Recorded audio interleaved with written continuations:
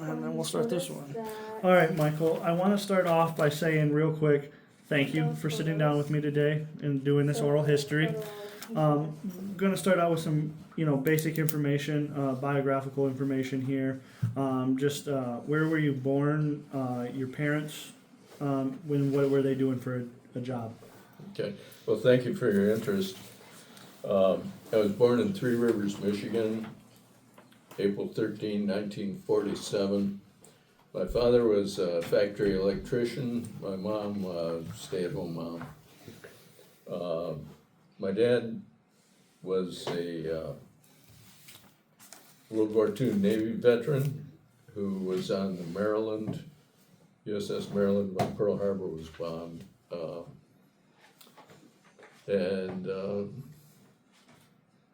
Practically all my uncles and two aunts had served in World War II or Korea as enlisted So in the extensive. different services. Yeah. Okay, extensive family history in the military then. Yes.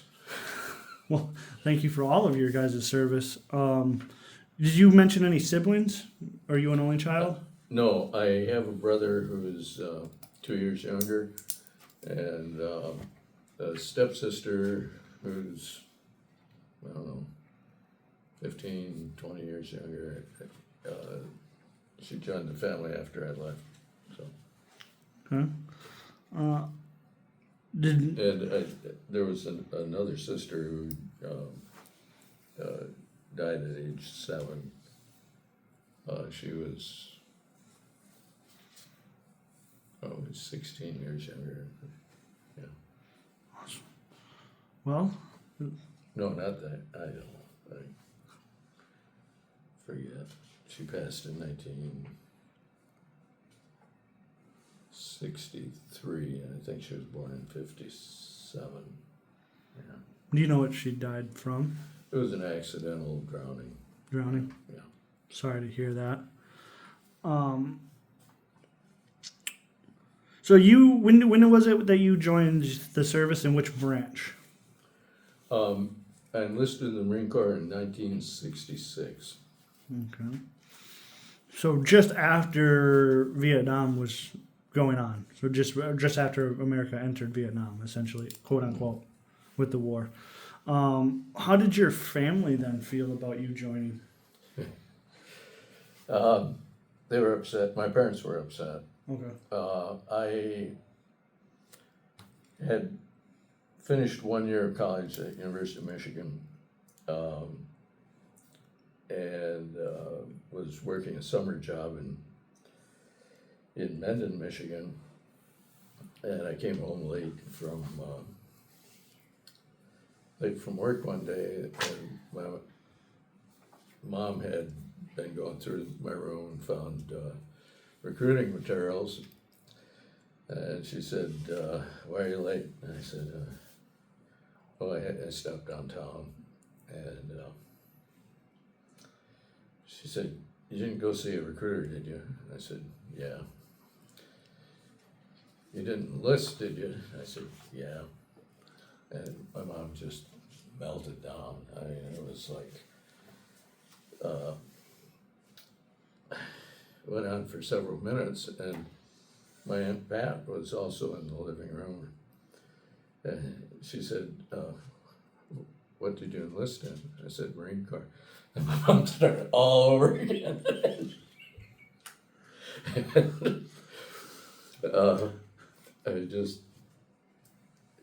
She really melted down, and my dad was disappointed because it was really important to them that I finish college. So that was a memorable day. Yeah. Yeah. Mom melting down would definitely be a memorable experience for sure. Yeah, she didn't talk to me for a couple weeks after that. I mean, nothing. Yeah. She was really mad. Did they ever warm up to you eventually? Yes, yeah, they did. Okay, that's good. At least they eventually came around. That's always the good thing. Well, you kind of, so secondary school. now, obviously, you mentioned you went to college for a year Mm-hmm. before joining, and that. Go into a little bit, if you could, just the jobs that you were kind of getting, or you were possibly having at that time, or was it just college that you were doing? I don't Like your quite job. understand. So your job, as in, like, what were you doing for income while you were going to school, or was it just schooling at that time? It was pretty much just schooling, but Okay. I had a summer factory job in the summers. Okay. So like just a normal college student, school during the fall and spring semesters, working during the summer. Yes. Okay. Um, so what was it? Because you obviously enlisted. So why the Marines then? Yeah.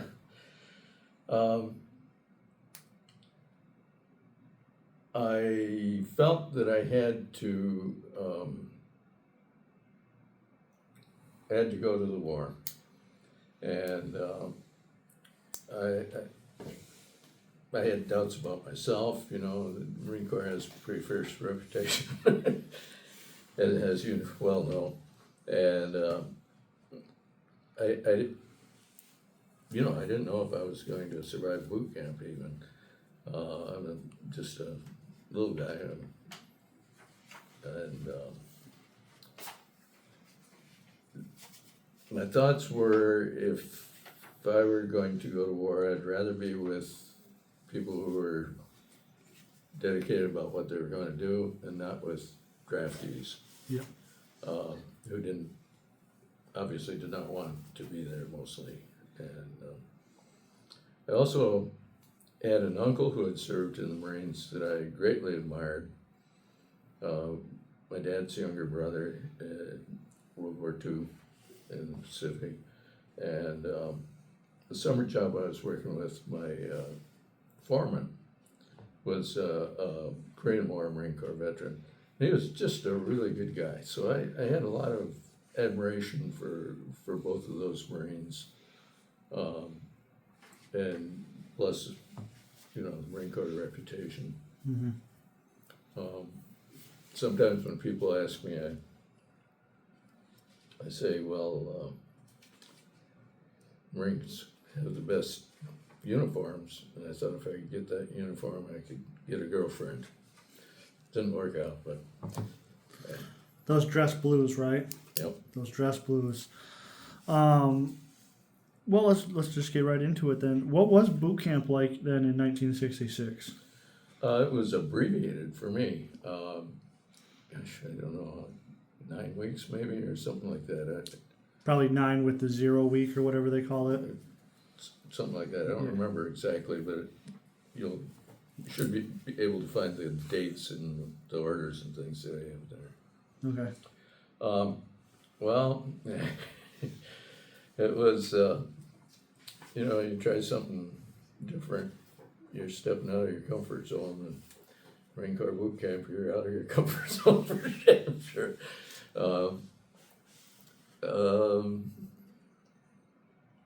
Yeah, you can. I think a good representation probably, as you'll get in the movies, is Full Metal Yeah. Jacket. So. Did you stand on yellow footprints? Oh yes, yeah. We got there at night and got off the bus at night and got processed from there. And I think it was probably close to 72 hours before we got any sleep. Yep. What is it? It's haircut, it's uniform giving, it's dental, you have medical, you have, and a whole bunch of other random stuff in between. Yeah. Yeah. What was that first haircut like for you? The first haircut, the very first one. They sit you down after the yellow footprints. You're being rushed right in, sat right in that chair. What was going through your mind? I was just very apprehensive again. And the haircut didn't last long. No. There wasn't any styling involved. About long enough for you to go, I'm wondering if I made the wrong decision. Yep. Then they blow the hair off with compressed air. Ouchie. Yep. Oh. So it was 8-9 weeks. What exactly did you guys all get trained up on? What were you guys doing there for those 8 or 9 weeks? Was it a lot of marching? Was there climbing, hiking? What was going on? Yeah, it was close order drill, physical, calisthenics, stuff like that. Classes in Marine Corps history and the regulations we had to follow, learning general orders, cleaning up our areas, taking care of our uniforms and shining our boots and catching hell, Oh yeah. Looking back at it, what is one thing that might have been very surprising that you did going through it? That you were like, even though I looked into the Marine Corps and I thought I knew what I was signing up for, we did blank in boot camp. For me, it was fast roping. I had no idea there was a fast rope tower. We were going to be jumping 60 feet down a rope or anything like that. And here we are in boot camp doing it. I was surprised that I was able to keep up with the physical part. Yeah. Pretty much. Like I said, I'm lightweight, and pull-ups and chin-ups were easy, and I had been training before I went in, phys ed classes in college, and also running around at home with a pack, and so I was able to keep up and pass that. And the other thing was qualifying with the rifle, which is huge in the Marine Corps. Mm-hmm. I mean, our guide, the first guide we had, did not, and man, that was shocking. Yeah. But I got the toilet seat, the marksman's badge, and that was pretty amazing to me. Yeah. I have to bring it up. So you mentioned Full Metal Jacket earlier. Mm. How close was that to your boot camp experience? Well, mine was shorter, and the drill instructors were not as mean as they were in the movie. Yeah, but there was a lot of verbal and some physical abuse, and they were pretty damn strict, Awesome. All right. When did you earn the title Marine? Because I've heard this now told to me a couple different times from other individuals that are Marines, is that it's not like the Army that once you're at boot camp you're a Marine. You have to earn that title. Is that correct? Yes. How do you earn that title? Where did you earn that title at? Well, boot camp graduation day, we were allowed to unbutton the top button on our utility shirts, and I was still by private, but You were a Marine. I was a Marine. Yeah. Did they do? That's what they told me. Did they do anything like a crucible like they do nowadays? I don't know. Nothing. No finalists. Okay. Like I say, it was a short boot camp. Okay.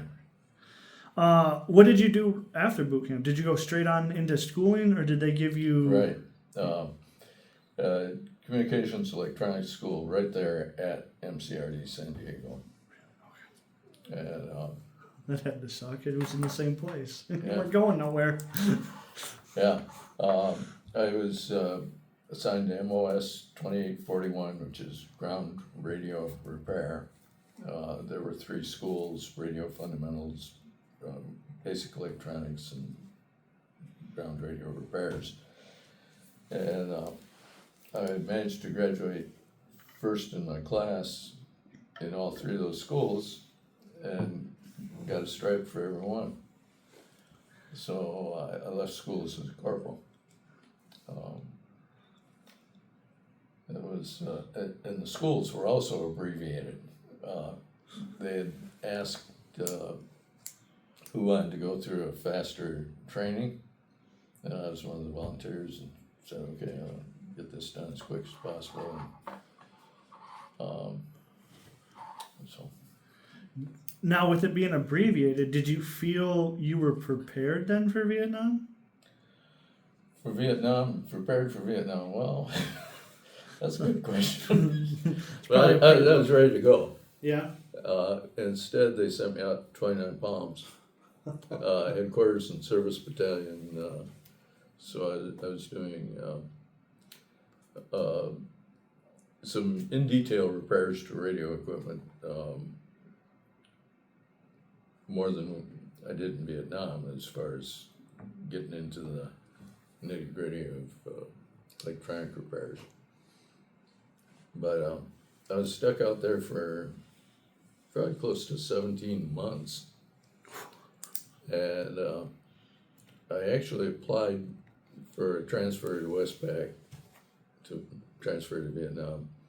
And that was approved when they could get a replacement for me at 29 pounds. And I went over as a replacement to 1st Radio Battalion, which was headquartered in Da Nang, but Dong Ha was where I got sent to. Okay. And Dong Ha is up by the DMZ Yep. and border with Laos. And we had little sites on high places to listen to radio traffic from the North Vietnamese and radio traffic on the start of the Ho Chi Minh Trail. Okay. 1st Radio Battalion did not do patrols, sweeps, assaults, anything like that. I never fired M16 up there. And anyway, and it was a pretty easy job for a Marine, I would say. Before we dive too far into Vietnam, I want to go back to 29 Palms real quick. Sure. And give me just a breakdown, because I mean this is out in the middle of nowhere, 29 Palms. So, what was your daily life like? What was work like? What was recreation like? Did the military at least try to make sure you guys had a decent way of a gym and a decent way to like release, or were you just stuck in the middle of the desert? Yeah, the recreation. That's a pretty short description I can give out there. We get up early in the morning, chow, morning formations, go into a big air-conditioned building to work on the radio gear. They also, the same building, they're repairing tanks and self-propelled guns and stuff. And it was just a work day, pretty much, working on that stuff. And of course, there were days for inspections and what else? Some trainings, rifle range. I was also assigned to a battalion that was getting ready to maintain order because there was, riots in Detroit at that time and other places. And we never got sent out while I was there to do anything. We were called to do crowd control for Bob Hope Desert Golf Tournament one time. That's about, but Learn to hate sand. It was right across from 29 Palms, right across from Joshua Tree National Monument, and went hiking around there with looking for old gold mines and stuff. It's a pretty neat place. Got a few times. Yeah. I hated that place when I was in because our rifles would just get caked in so much dirt. I spent more time cleaning, I feel like, than I did training. Every range we'd have to go to clean your rifle. And I hated that. I hated 29 Palms. And then it's 115 during the day and 35 at night. Yeah. You're like, yeah, I lived there. At least when I was there, we had M14s, which are a hell of a lot easier to clean than the Wetzel. That M4 we have today. If you have the handguards, it's not too bad. But were you at all surprised about 29 Palms as being your place that you went? I mean, possibly going through boot camp and all of that. I'm sure you were thinking Vietnam is where you were going. Right, yeah. So what was it like? Were you kind of like upset at the Marine Corps possibly when they said you're going to 29 Palms and not Vietnam then? Well, I figured I'd get there eventually, but I didn't know it would take so long. Yeah. You know, like I said, if you look at my documents, you'll see that I did file a request for a transfer out of there after a while. Might be one of the few that actually requested to be dropped into Vietnam, huh? No, I think I had a fair amount of company. Yeah. In that. Well, so then when is it that you finally get transferred to Vietnam? August of 1968. 68. Okay. This was after the Tet Offensive. Okay. Let's ask that question. How did Tet make you feel then? Well, obviously you're not there. You're just watching it. Tet happened in 29 Palms for me. I was, Yeah. So we were following the news as closely as we could. Did it anger you? No, not anger.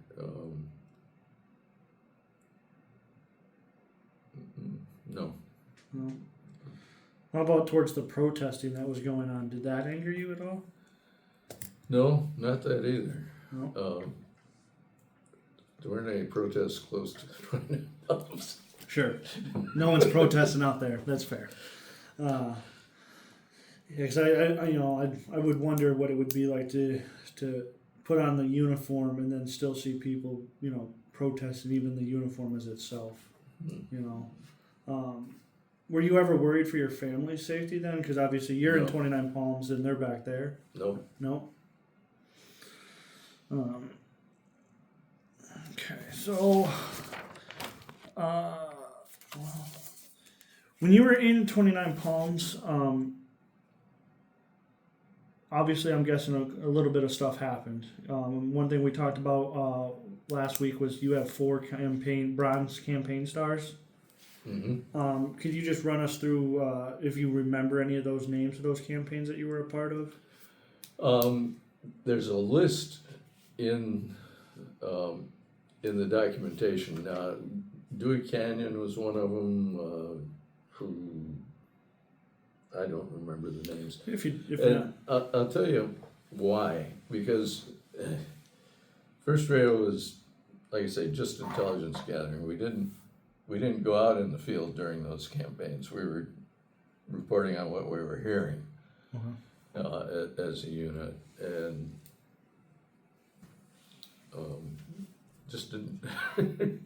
Names didn't come out. Do you feel that your job was successful? I did what I was told to do, and I did it well, and to the best of my ability. I'm not ashamed of it. Yeah, I just, being intelligence, I've talked to another gentleman who was in Morse code, and he did things like, he'd go out and, radio fix on enemy positions, and he got to a point where, if it was such a close, tight grid, that he knew they were sending in troops, and he struggled with that, because he's like, bomb them back into the Stone Age. I could care less if you drop bombs on them, but he hated the idea that guys would go in someplace and possibly get injured. In that, did you ever have a moment where you were like, I might be getting my own guys injured or hurt? Did it ever happen to cross your mind at all? No, not really.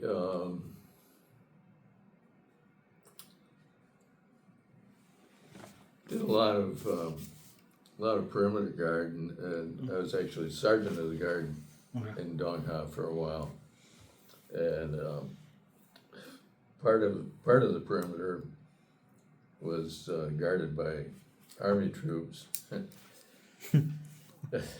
Those idiots would frequently sleep, and if I encountered them, I'd take the rifle and turn it into the commander of the guard. And I did that several times. I kind of felt disdain for those guys. Well, I think that would be warranted, right? I mean, here you are in Vietnam, an active combat zone, and your safety is in the hands of the guy to your left and your right. And if they're asleep, that's a kind of a slap to your face. Wouldn't that? That's how I would take it, at least. Yeah, well, you know how the Marines feel about sleeping on guard. Yeah. You're in trouble. Yeah. I don't know what happened to those guys, but they were doing it often enough that Well, I'm sure you've heard of the horror stories, because even I, when I was in service, had heard of the horror stories of people in Vietnam falling asleep on post and the Viet Cong infiltrating and attacking while people are asleep, you know. Again, I'm sure that was active in your mind as you're seeing these Army guys over there, like, sleeping on post. I'm sure that would upset me, at least. yeah. I never caught a Marine sleeping. And, you know, I did a lot of nights in the bunkers too on the perimeter, but like I say, this was after Tet and before the big invasion of the AMV towards the south. I can't recall that going on perimeter was ever really seriously probed the whole time I was there. That's always a good thing. Yeah. I'm sure that was probably the most scariest part of your time over there. Then was probably guard duty, because that's probably where you were most exposed. I'm guessing. Is that correct? Yeah. Definitely. Do you have any time? I know you just said that it's never been actually probed or anything, but did you ever have a time where, like, maybe your challenge in pass didn't line up or didn't meet, and you thought, this might be the NVA right here. This might be the North Vietnamese. It was always a possibility at the top of your mind, but Yeah. really, I didn't have any real excitement on guard duty. Yeah, thank goodness. Yeah, that's always good. Well, let's get back to your MOS here a little bit. Going through that, what is a time looking at you? Overall, your whole time being in Vietnam, did you ever have like an oh crap moment that things were getting crazy, or whatever you were hearing coming through, you were just like, this is not this is not good? Yeah, I had a couple. Do you mind sharing one? Some of those? One was when we had a shipbird in the unit who was constantly bragging about how stupid he was. He's from Indiana, you know. And he was assigned to guard duty. He'd been drinking a little bit. One of the other guys with him went to set up a claymore mine and was holding the blasting cap in his mouth, and the shipbird set it off and it just about blew his jaw off. I was happy to write him up. I believe they say stupid is as stupid does.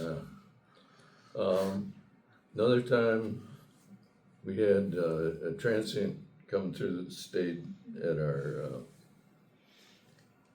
stayed in the hut I was living in, and some artillery was coming in, a few rounds were coming in at night, and so everybody to the bunkers. This guy would not get up. I don't know what he was on. My job to get everybody out, you know, and so I just grabbed the side of its cot, lifted it up, and he bounced off the floor, and then ran straight out the hut, down to the wire, and it got caught in the barbed wire on the perimeter. You don't know what was. Another time, I was delivering an antenna to one of the sites on a very pointy hill that was accessible only by helicopter, and it was a great big antenna sack. I forget what they called it, with the, and I was supposed to hop out of the back of the helicopter, which did not actually land on the site. And as I was looking for a place to jump to, the pilot wagged the tail and I just fell off. I fell into the wire around that. This was a real little site. I think they'd taken a big bomb and blown the top off a hill, and that was all you had. And there were just a few guys there with their radios and listening. I didn't get hurt. I got a few scratches and stuff, and they had a good time laughing at me.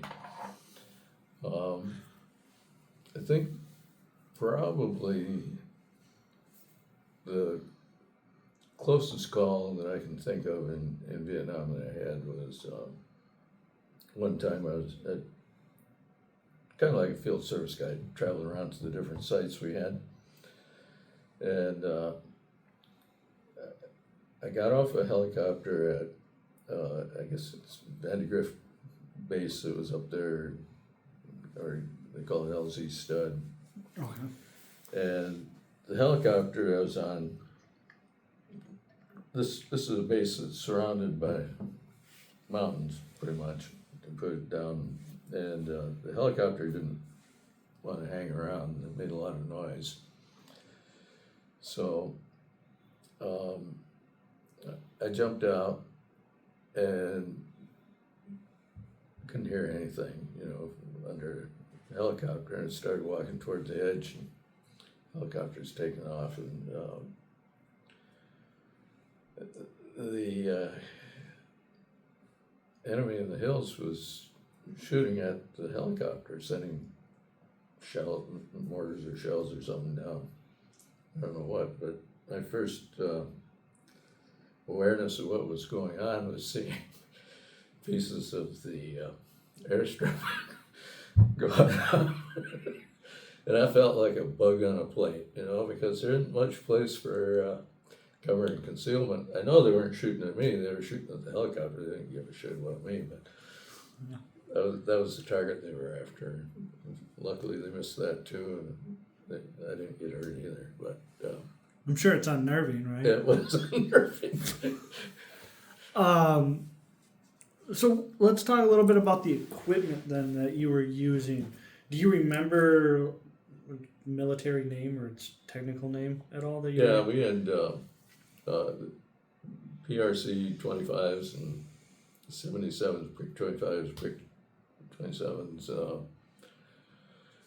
and we had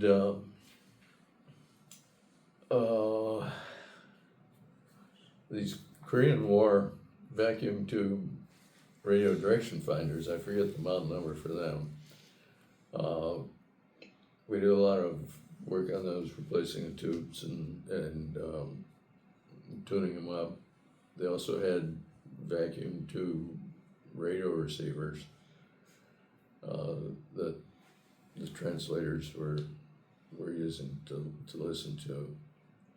And again, find out which vacuum tube failed and replace it and do a little tune-up on it.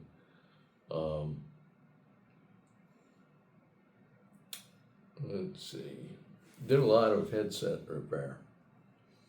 The guys who were actually doing the listening, after they'd have a whole shift of wearing a headset, would remove it and throw it rather than carefully placing it down.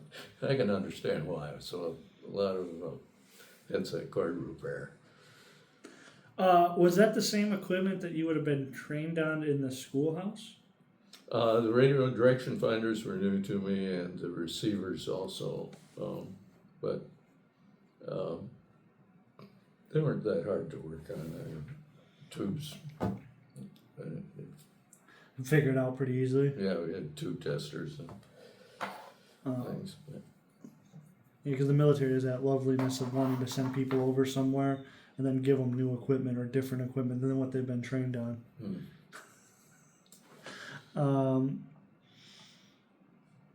So, how long were you in Vietnam exactly? From August of '68 to August of '69. I don't remember the exact days, but it's in those months. I know you mentioned being up there by the Laos and North Vietnam border. Was that the only place that you were during your time? Well, I went into Vietnam, into Da Nang, Okay. and I was there for, I don't know, a couple of weeks before they sent me up to Dong Hao. Okay. Did you ever get, I think they call it R&R, Yep, I went to Singapore. Singapore? What was that like? Very different from Vietnam. It was clean. Food was good. Very multicultural. I was quite impressed. I picked it because at that time they would list R&R sites according to the VD rate, and Singapore had a pretty low one. That's a safe way to go. I've been to Singapore myself. Very beautiful city. Very beautiful. Very different than what we have cities here like, I would say. How many times were you able to go to Singapore? Was it just once? Just once? Yeah. Was that the only place you did R&R at, or? Yeah, I only had one R&R. Okay. What do you remember most from your time in Vietnam? Lots of things. I remember sea rations. Okay. That was the main part of the diet. Occasionally we'd get other food, but What was your favorite one? beef spiced with sauce, and I like that. What's the one you avoided? The turkey stuff, didn't care much for that. A lot of guys didn't like the ham and lima beans. They call it ham and motherfuckers, you know. and that, when you come to a rat fuck sea ration box, that's what you would find in it. For us, it was the Asian beef strips. That's the one that no one touched at all. That was the one. Yeah, I can't imagine lima beans in a making my stomach flip just thinking about that one.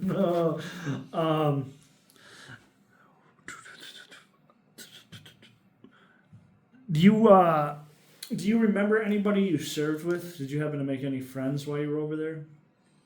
I went over as a replacement, and guys did come into the unit that I'd gone to school with, but I haven't had much contact with them.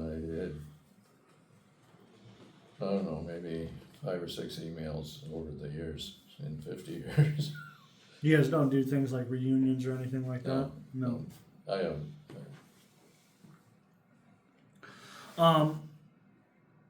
So, well, the next question I have for you is, how did you stay in touch with your family then? I know it's kind of rough. Oh yeah, I wrote letters, and there's some in that bag there too that my mom had saved. Okay.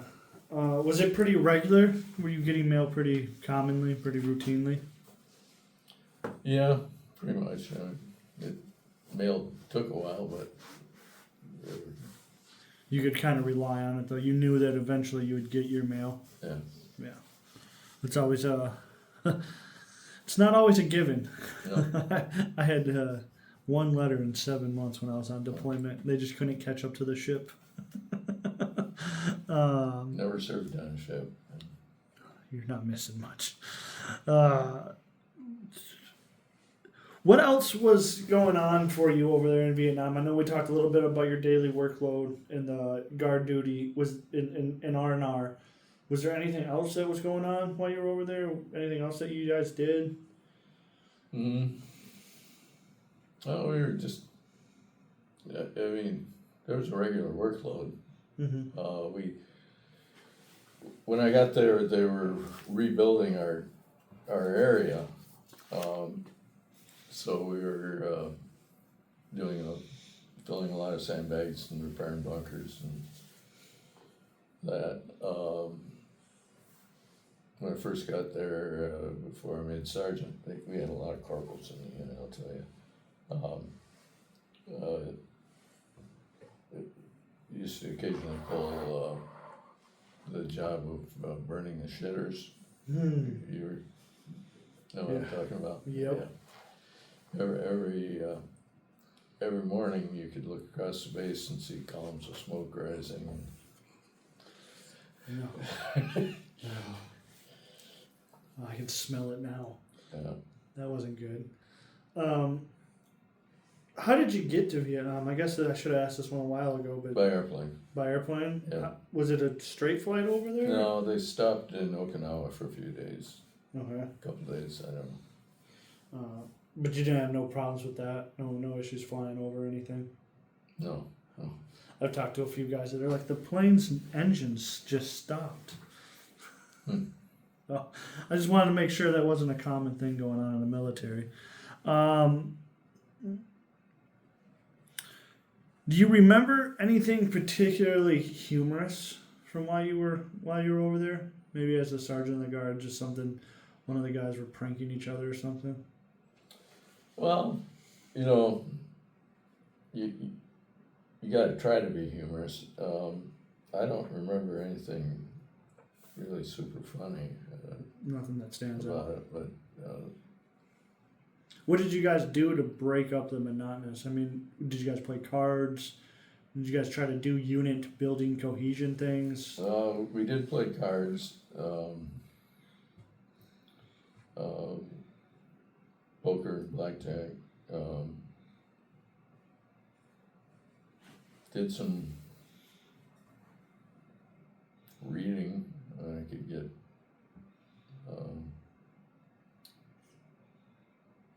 But mostly it was just work, you know. Mm-hmm. Either working on equipment or working on the filling sandbags. Or I never pulled mess duty again in my tour. Thankful for that. So 69 is when you get out, correct? Yeah, I separated. I did 3 years of inactive reserve after that. Okay. In 69, did you get sent out straight from Vietnam, or did you get sent back to the States and then sent out? Well, from Da Nang to Okinawa for a few days, and then from Okinawa to El Toro, where I was processed out. Yeah. Did they do anything like to help you understand what benefits you might have, or help you get into the VA? Did they set you up for success, do you feel? No. No? That's fair. Not Not that I recall. Did they do anything for you at all, do you remember? Well, there's a, quick physical check, probably some more immunizations or Sure. something, different drug against malaria. I don't know. The paperwork and, where you go and there's your tickets. Out the door you Final go. pay, yeah. Yeah. Well, looking at your service as a whole from 66 to 69 in Vietnam, you made it through a really rockety time, just overall in the American military. Do you attribute that to maybe luck? Do you attribute your survival to anything, or do you just the skills the Marines taught you? Well, yeah, I think luck was a good part.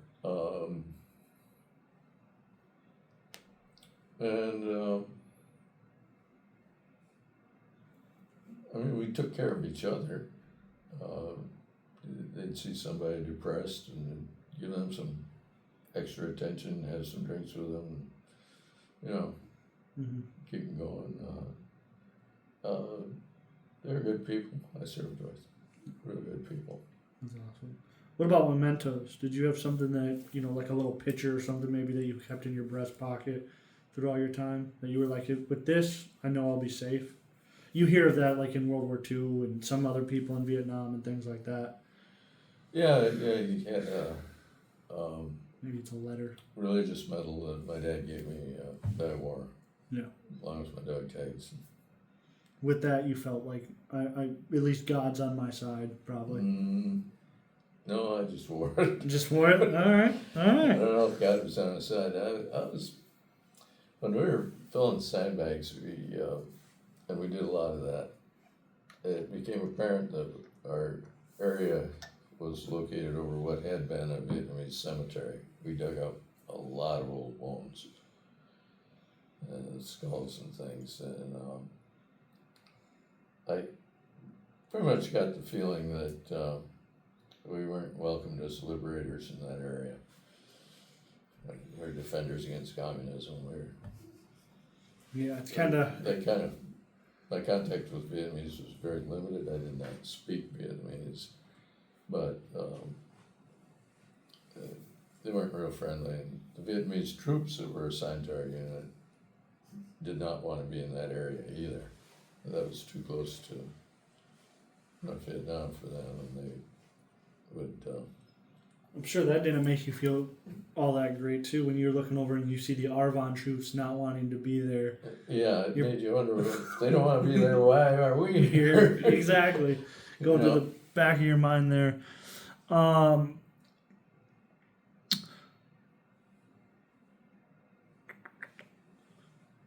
What would you say was the best part of your service to you, and why?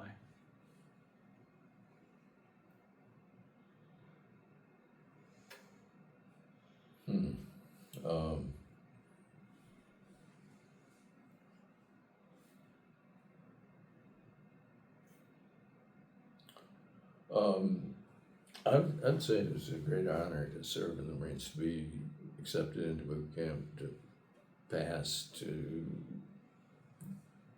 do my job, get promotions, and I was never put in a situation where I had to demonstrate valor or courage or anything, but it's just the Marine Corps experience. I think it served me throughout my life. Just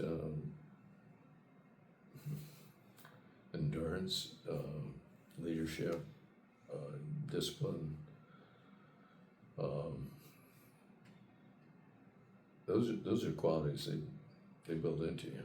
Honor, courage, and commitment. Yeah. Yeah. And, you've been in a situation where you need commitment. All right. Well, let's move on to the end of your service, if we will, here in '69. Do you remember the exact day your service ended? Does that memory last? It was somewhere in the first half of August. And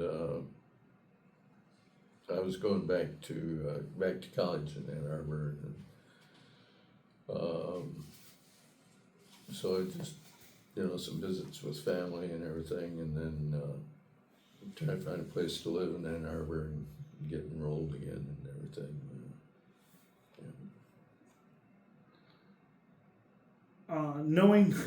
Knowing kind of the college campus in that during the '60s there at Michigan, much like other college campuses across the nation, wasn't exactly supportive of what was going on over in Vietnam.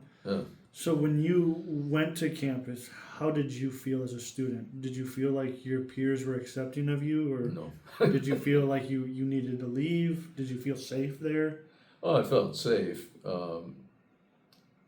but it was not a veteran-friendly campus or culture in Ann Arbor in fall of '69.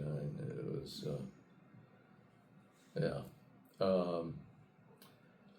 I took up drinking, and after a few semesters managed to drink myself out of college, and then I was working other jobs, and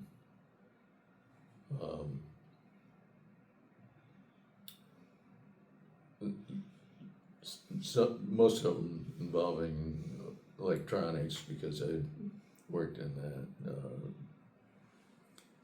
as a electronic technician. I could in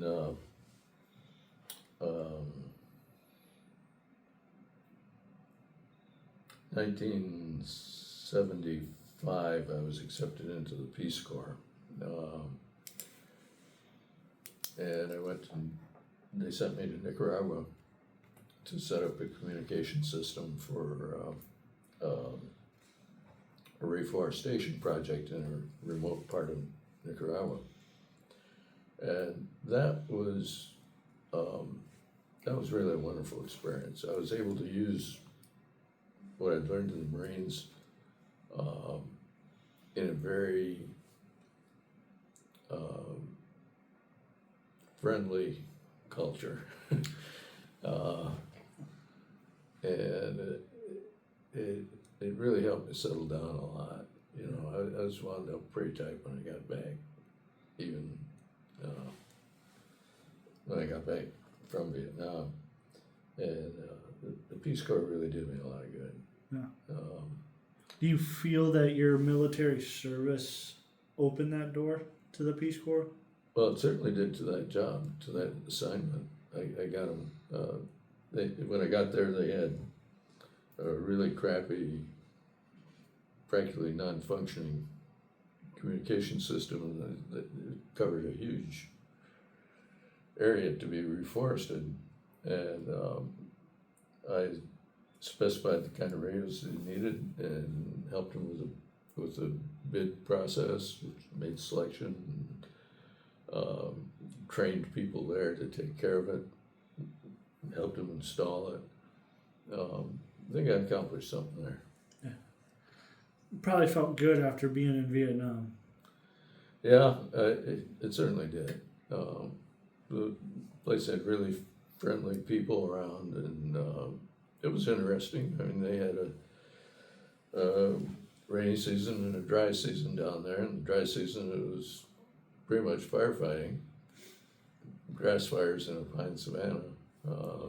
Occasionally the tops of the trees would catch fire too, and participate in that. Rainy season, not much having time to study Spanish, read the Bible, do a little mathematics. Do they have good food down there? Yeah, they did. If you like rice and beans and meat, I love that. they had that, clean water. I met my wife down there.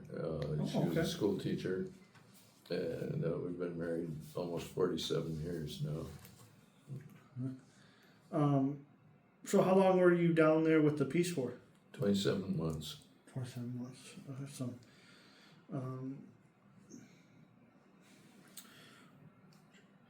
Has a lasting impact when you meet someone like your wife, right? Like, Beg your pardon? something like that has a lasting impact on you when you meet someone like your wife. Like for me, it was in my military service. I met my wife there. Mm. For you in the Peace Corps, you met yours down there in Nicaragua.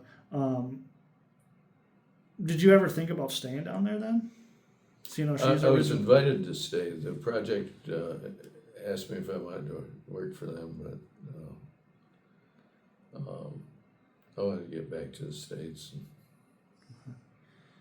Did you? So when you get done with the Peace Corps, do you try college again at that time? No, I went back to work, working as an electronic technician, repairing and servicing clinical instruments for electrophoresis and nerve probes and things like that. Worked in Ann Arbor for 3 years, and then that company sold a line of instruments to Beckman Instruments in California, and I went along with that line and helped them get started up there. I was a Beckman employee for 4 years. That was really interesting. My wife got Montessori teacher training while we were in California. In 1985, we moved back to Michigan so I could get a job at Summit Polymers as a process engineer.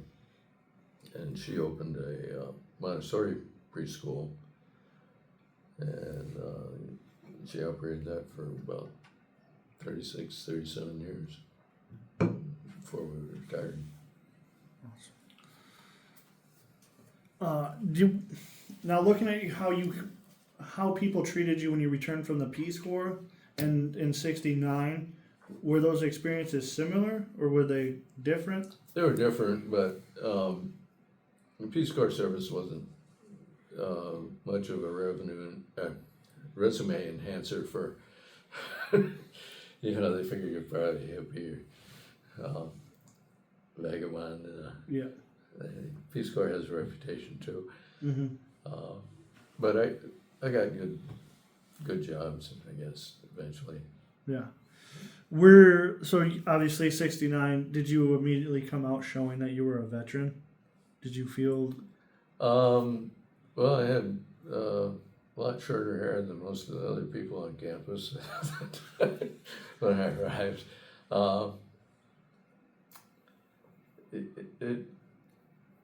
I just wore civilian clothes. I didn't wear old uniform stuff or anything, really. Yeah. Kind of put some distance between you and the service? I just wasn't, had a lot of trouble sleeping, so. What do you equate that to in your own thoughts? What do you think that stems from? I think for all the times when I mean, the schedules, some days you're up all night and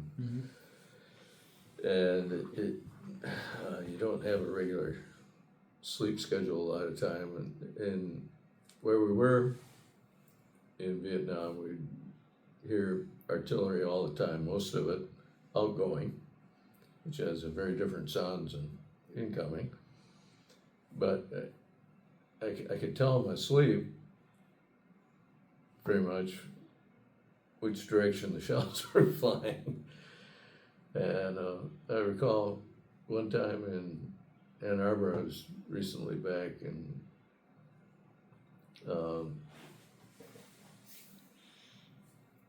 I was sleeping. I couldn't sleep in a bed. I wanted to sleep on the floor. And somebody in the parking lot started up a motorcycle, and I remember just waking up in a real panic. But ever since service, I had a lot of trouble sleeping. I was eventually diagnosed with sleep apnea by the VA, and I've read that's the rate of that is really a lot higher in veterans than it is in the general population.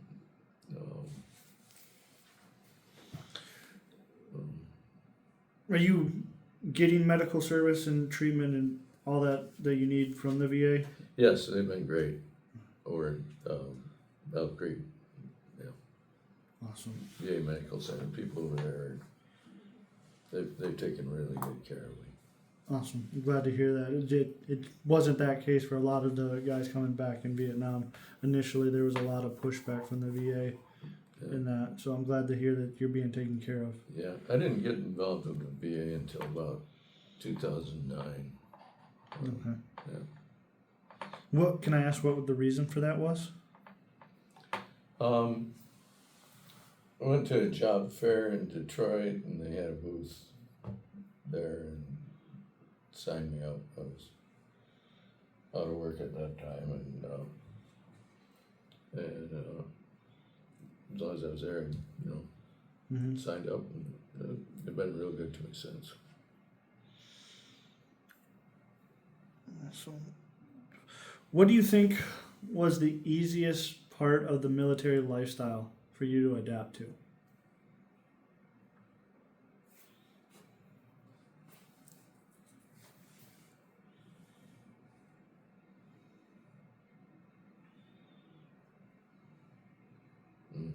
I can't say I think it was really easy. Well, let me ask you this. What do you think was maybe the hardest then to adapt to? Just the hierarchical rank structure. You were always subject to arbitrary decisions by your superiors. Yeah. Do you remember any one particular of your medals or ribbons that you were awarded? Does any of those stand out for how you were awarded those?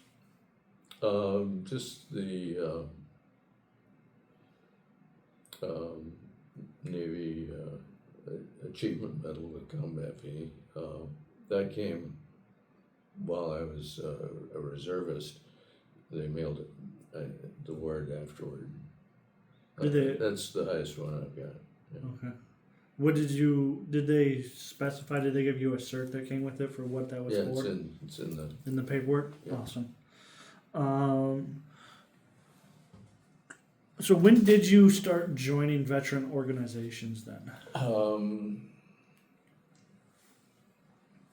1985, when we moved to Portage, there was a World War II Marine Corps veteran, actually two of them in different houses, both of them right across the street from me. They both passed away now, but Bill Falquist got me to join the VFW in Portage. But I never, after signing up once, I never renewed. It was mostly World War II Korean guys, and they didn't care much for Vietnam veterans. I didn't join another one until,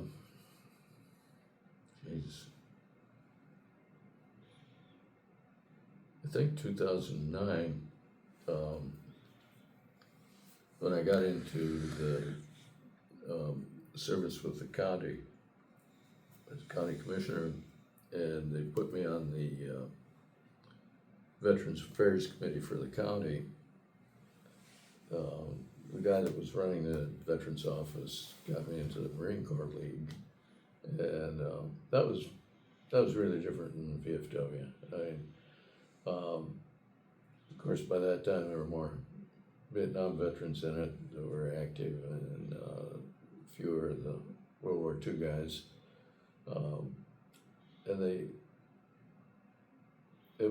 My wife said these veterans organizations are just drinking clubs, not really what I needed.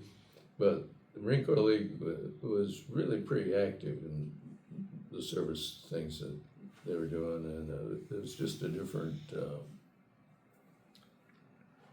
a really different experience than the VFW, being with Marines again. We are unique. Yeah, a cult.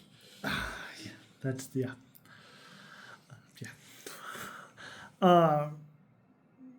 Now I know we talked. You came back and you came back from Vietnam and went to Ann Arbor, the University of Michigan. That didn't work out. Did you ever complete college? Oh yes.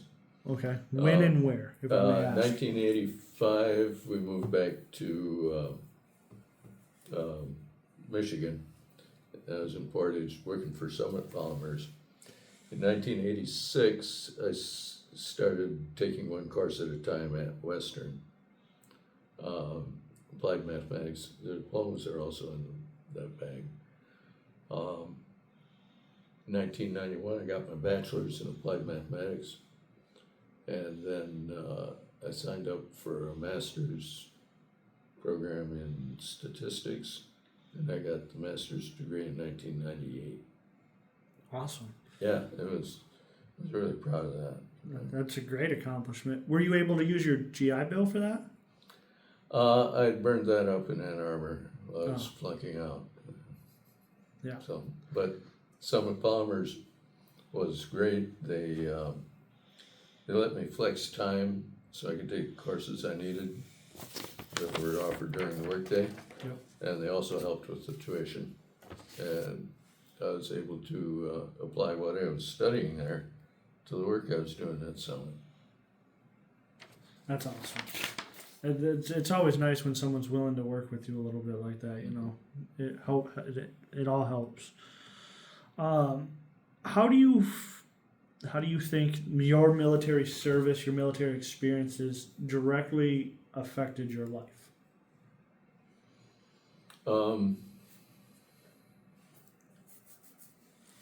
It's a tough one. I strongly identify as a Marine veteran. Yeah. I mean, that's part of my identity. It's the one branch that they say there is no such thing as an ex-Marine. Yeah, It's once a Marine, it's always a Marine. yeah.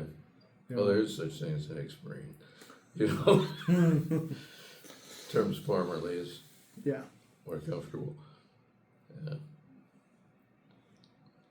I always equated that kind of being a part of something bigger than just you. But the Marine uncle I had, we were going through one hell of a tough time for years with the situation, and he said, you know, when you're going through hell, keep going, and that works. It's a great piece of advice. Do you think you learned any life lessons then while you were in the service at all? In the Marines particularly? Yeah. Would you care to share any of those lessons? Well, like I said, perseverance, endurance,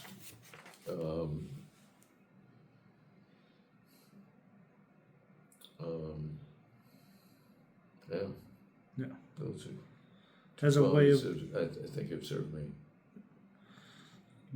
I don't know what it is about the Marine Corps boot camp, but they just have a way of ingraining that into all of us. This, they stretch you out beyond what you think you could go. Mm-hmm. If you don't break, you'll Yeah. wind up a little stronger, I think. Yeah, it's that rubber band. Yeah. Stretches farther than you think you can do it. Now, obviously, going through Vietnam, taking, not direct fire, but being around incoming fire and things like that, has your opinion or your thoughts on warfare changed? Oh, definitely. Okay. My concept of what was going on with wars at the time I decided to enlist was that wars were fought between military organizations. But what I saw in Vietnam was that the indigenous people there were really, really suffering. They're kind of getting it from both sides. And just the scale of the waste involved, humans, waste of environment and landscape, waste of materials, just I thought, this is insane. This is fucking insane. Yeah. And I follow the news and about the wars that are going on now and that have been going on. They call them forever wars, ever since 9/11. And that's my opinion. Worst thing humans can do is wage wars. Yeah, it's no longer like it was during the Roman time, right? Where you have 300-400 guys out in some field swinging swords at each other. Maybe the field gets lit on fire by somebody, but that's it. Nowadays, you're sitting out there with these artillery shells where you're leveling entire towns, villages, whole cities are gone. You think of like maybe World War II. It's probably the best imagery you could have of what modern warfare, prolonged modern warfare with the explosions we have now are capable of. Mm. You had just a complete, basically, dust pile of Europe after World War II. And that's the cost nowadays. It's a very painful cost. Mm. War it weighs heavily. You see it in Ukraine. Entire economies, whole worlds can be wiped out. So, I think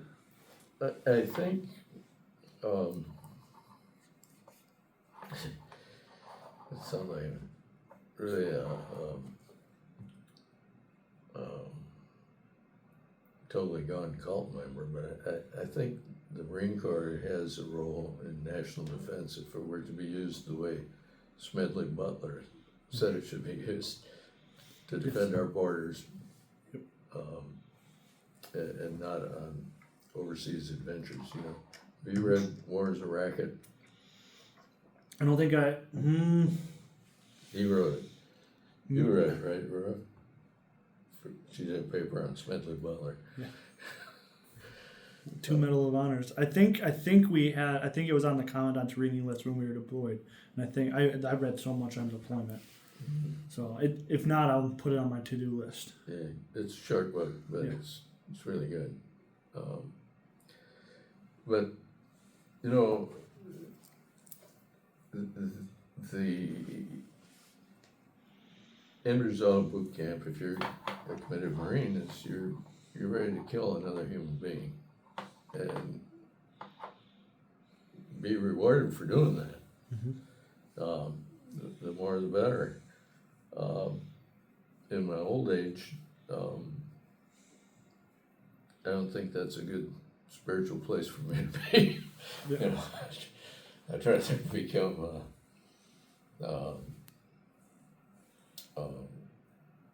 compassionate human being that sees Christ in everyone I meet.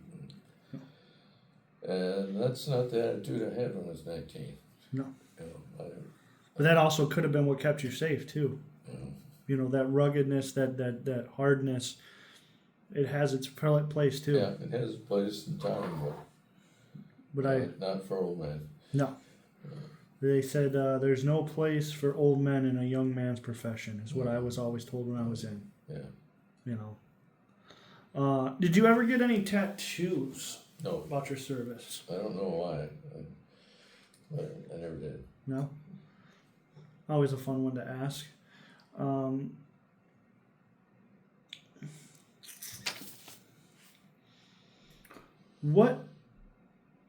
So I know that you also have a little bit of a political career as well. When did that start exactly? Started in 2006. A guy in our neighborhood, whom I thought was about the only other Democrat in the city, was a government teacher, high school government teacher, and he had run, I think he ran about 12 or 13 different campaigns. He was the first Democrat in Portage ever to be elected to the county commission.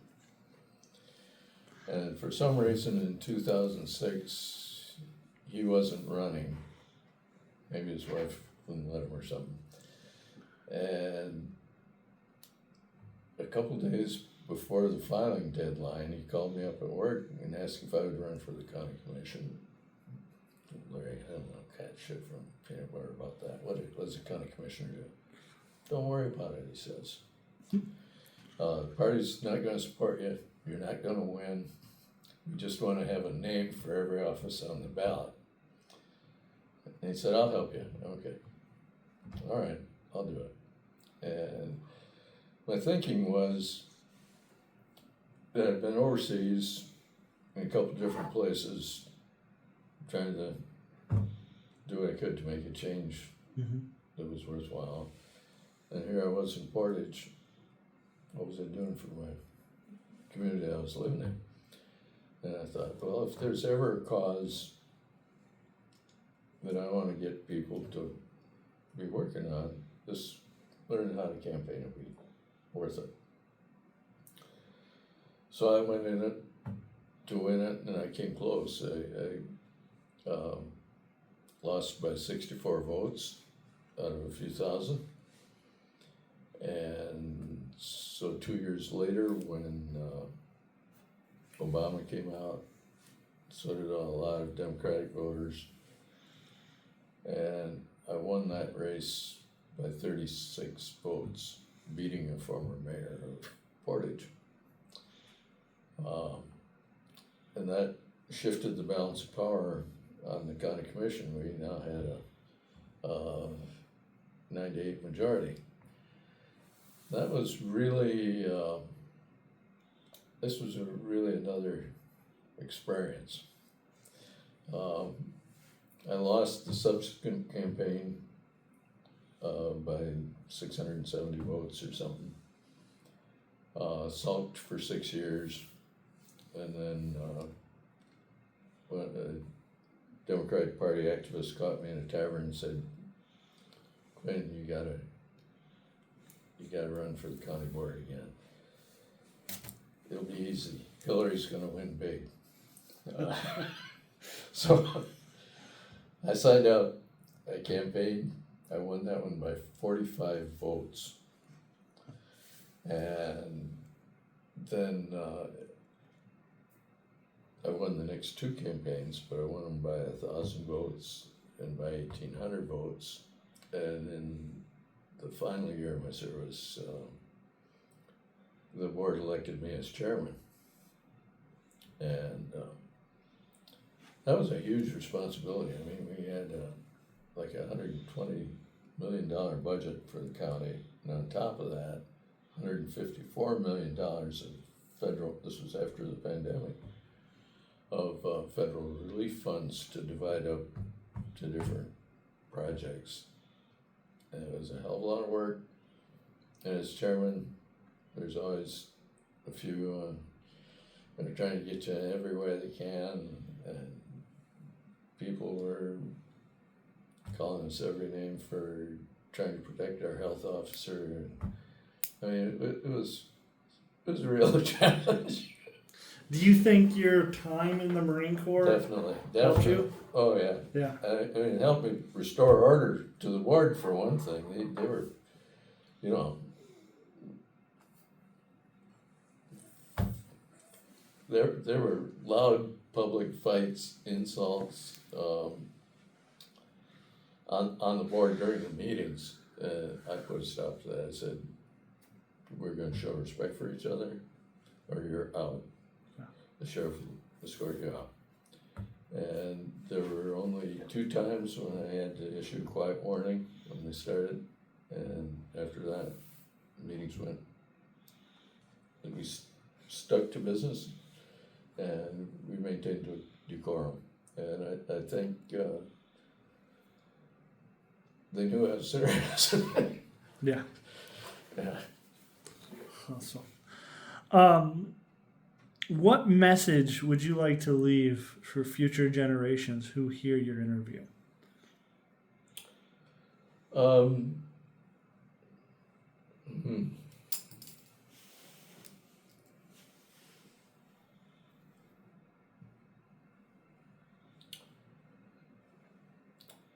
That wars are worse than you imagine. We should all be working for peace in the world, and that military service can be honorable, and it can be personally. You know, you can get killed or you can get stronger, but if you're willing to take that risk.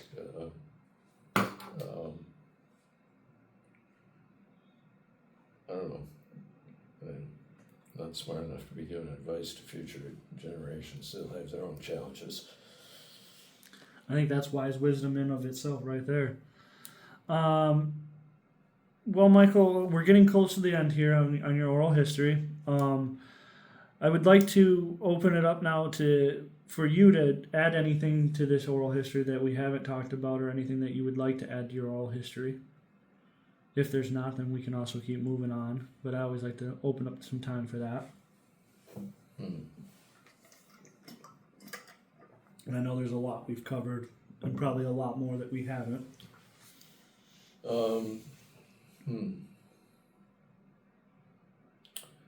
Just that I feel in my life, I feel blessed that I've had so many experiences in different ways, and you know, you think of the Marine Corps and Peace Corps as being disconnected, but you know, both cases you're carrying out foreign policy on the grassroots level. Yeah. Different methods. I was able to carry my occupational skills, you know, from one to the other. And I think in a lot of ways, Marine Corps service prepared me for serving on the county commission. I mean, you've got a campaign, you've got to organize people for a campaign, get resources, get out there and pound on doors, convince people that they should support you, and then, you know, learn. There's quite a learning curve to being on the county commission. They're into so many different activities, from, you know, parks and roads and health department and justice system and spending money, you know, lots of money. That was a huge experience. So I just feel we're really lucky to have seen different aspects of the different places in the world, and different aspects of what's going on in the community and where I live. And I enjoy good health, thank God. Mm-hmm. My wife says it's good genes and not clean living. How do you feel personally about Vietnam, looking back at it? It's a war we shouldn't have gotten into. And it was conducted badly by our administrations, and our pissing on McNamara's grave is probably on my bucket list somewhere. They knew it was futile and prolonged it way past the time they knew that. Would you say you're angry? No, I don't feel anger. It was just such a waste. No. How about when the wall came down? And, you know, communism essentially was over at that point. Did that change your feelings at all? Oh, that was a surprise to me. I was in kindergarten, first grade. We were doing duck and cover, thinking the Russians were going to nuke us, possibly, and seeing the collapse of the Soviet Union was quite a surprise. Did you feel good? I felt happy for them. Yeah, I thought they had a chance at getting a better system than they had. I mean, technically your enemy was in Vietnam was the North Vietnamese, but I mean, behind every time they said the North Vietnamese, I mean, I'm sure you were like, well, also the Russians, also communists. Well, the Chinese, actually. Yeah. Chinese, you know, you're fighting communism more, so this might be the body today, but we're fighting this. So seeing that fell, I mean, that might have been the time where you could have been like, okay, maybe we did win somewhat in Vietnam. Maybe there was something to be had there. No. No? That wasn't my feeling, but... No. And that's fair too. Like I say, that Vietnam's just such a weird one because the fall of Saigon, the way it ended, the way we fought it, the way it was conducted, it just a lot of veterans are hurt with that. Oh yeah, and rightfully so. Rightfully so. Rightfully so. You know, and do you feel like your government or your country kind of left you high and dry in Vietnam? Well, I think they lied to us a lot, and there really should have had some sort of transition programs for men and women that they trained as warriors. Because when you get out of that culture and you go back to civilian life, that's a pretty drastic change.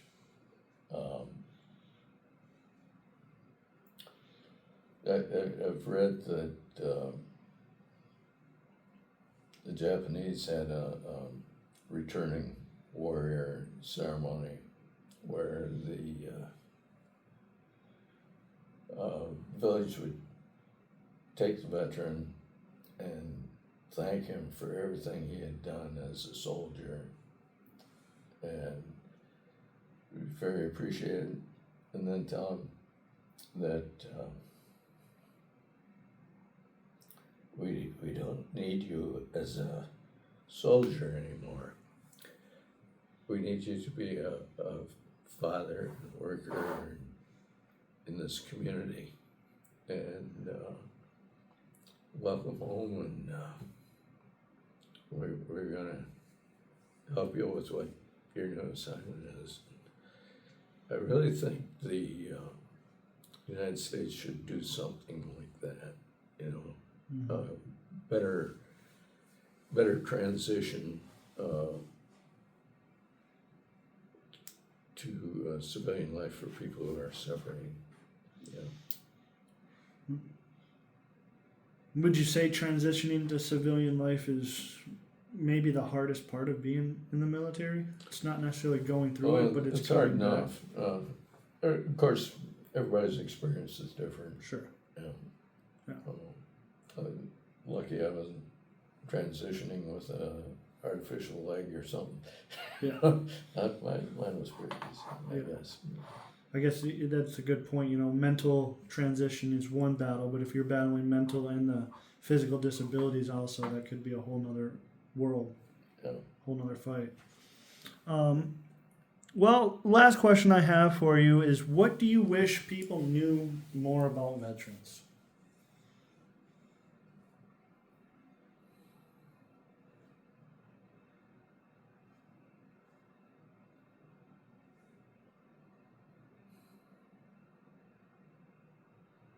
I've had guys answer this with like, you know, we wish that they just understood that we're still humans. Yeah. At the end of the day, you know what I mean? We might be this guy that goes off and becomes a Marine or a soldier and has to do some pretty horrible things, but at the end of the day, we still bleed like everyone else. That we're no different, we're no special, and that we just want to be welcomed and accepted for who we are. Yeah, that's fair. Would you say that's something that you think was what you would wish for? I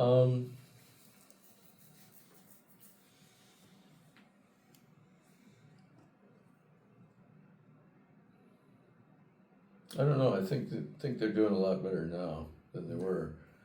I think they're moving in the right direction. Yeah. I definitely think my peers and myself included have a very nice road right now with the VA, with the American people, with our service. People are willing to work with us, and that is the work of you Vietnam veterans that have gone forth and had obviously paved these roads and wore these battles and stuff. Yeah, I had a bumper sticker on a car I used to have that said, "I was a Vietnam veteran before it became popular." Yeah. All right. Well, Michael, I would just like to take this time again just to thank you in all of this, to sharing these memories, recounting these stories, talking about your service. I do want to say welcome home. You are home now. And thank you for your service. Well, thank you for your service. Thank you for your interest in this. This was really an opportunity that I actually look forward to telling somebody about. Not many people are interested. Well, I'm glad that you were interested in talking with me. I'm very interested in learning history from the bottom up, from the people that were there. So. Okay, I gave your phone number to an Air Force veteran. Okay.